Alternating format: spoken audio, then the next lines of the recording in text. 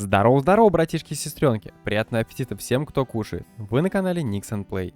Внезапно для нас всех разработчики запустили новый цикл дневников разработчиков, в которых они подробно расскажут нам о ближайших изменениях и обновлениях игры. Ну что ж, разберем все по порядку, и в процессе ролика я буду высказывать свое мнение. А перед просмотром подпишись, пожалуйста, на канал. Это же так просто. Первое и довольно приятное изменение коснулось интерфейса. Объединили окна списка посылок и содержимого в них. Теперь при продаже с доски любого предмета в комментариях указывается, что именно ты продал и в какую цену. Также увеличили количество символов, которые можно указывать при отправке посылки, до 100 символов. Сделали удобную сортировку посылок по статусу и времени. Также добавили кнопку, которая позволит удалить сразу все пустые посылки. Переделали визуальное цветовое разделение посылок по статусу и наличию кладовщика. Также создание посылки теперь перенесено в отдельную вкладку. Изменения коснулись и окна продажи предмета на доске. Появилось дополнительное окно с подтверждением суммы, за которую вы хотите выставить товар. Это поможет избежать случайных ошибок при выставлении товара на доску, так утверждает разработчик. Вдобавок к этому теперь не придется высчитывать на калькуляторе цену из стака на один предмет. Цена предмета за одну единицу будет сразу указана в отдельном окне. Переработка интерфейса мне очень понравилась, и стоит отметить то, что будет удобно. Огромный плюс — это двойная защита от мисклика в виде подтверждений, а также она убережет себя от удаления посылки с вещами, как это было раньше. Бесполезной функцией из всего этого изобилия мне, как показалось, это добавление символов в комментарий к посылке. Может быть, я, конечно, ошибаюсь с выводами, но просто я особо этой функцией не пользуюсь. Все мы знакомы с охотой на нарушителей, ПКшников в простонародье, так вот она стала еще более удобной. Раньше ты не мог заказать уже заказанного игрока, а теперь это не проблема. Сумма заказа будет просто суммироваться, и это чудно.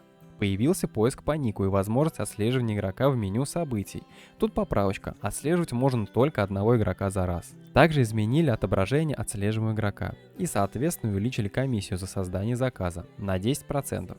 Вроде бы мелочь, а приятно. Я думаю, что теперь заказы будут намного популярнее, чем сейчас, так как сумма может доходить до колоссальных размеров.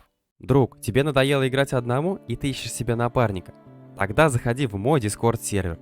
Тут найдешь себе компанию по душе. Сможешь пообщаться с другими сталкерами. Также есть доска объявлений. А самое главное, ты не пропустишь ни одного моего нового видео на YouTube, так как в группе есть свой специальный бот, который оповещает о выходе нового ролика. Присоединяйся к нам, будь в курсе всего.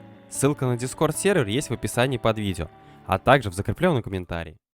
А теперь, ребята, самое интересное. Вишенка на торте, так сказать. Изменения не обошли стороной донатной базы, что вызвало огромный диссонанс у крупных кланов. Теперь база будет покупаться на торгах всего на 1 месяц, а потом по истечении данного времени снова автоматически слетать на торги. То есть, торганул ты базу, попользовался месяц, и она слетела. Но также ты можешь ее выкупить через аукцион и дальше пользоваться, если, конечно, тебя не перебьют ставкой. В общем, у этой задумки две стороны медали, как мне кажется. С одной стороны, разработчики утверждают, что это для того, чтобы у большего количества кланов появилась возможность пользоваться донатной базой и, соответственно, воспользоваться всеми ее преимуществами. Но оно может быть-то и правильно. Но с другой стороны, если каждый крупный клан будет выкупать базу за космические мультитриллионы, которые у них там есть в закромах, то в скором времени они закончатся. Если ты до сих пор не понял и не догадался, я подскажу тебе. Разработчики таким способом решили попробовать восстановить экономику в игре и вывести львиную долю серебра из оборота,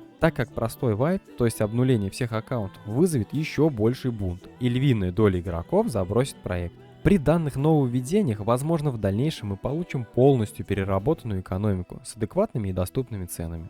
Прошу не принимать все близко к сердцу, это всего лишь догадки. А что думаешь ты про данные изменения, особенно касающиеся донатных баз? Пиши в комментариях, будем собирать народную петицию и отправим ее разработчикам. Обязательно подпишись на канал и нажми на колокольчик, чтобы не пропускать ни одного видео.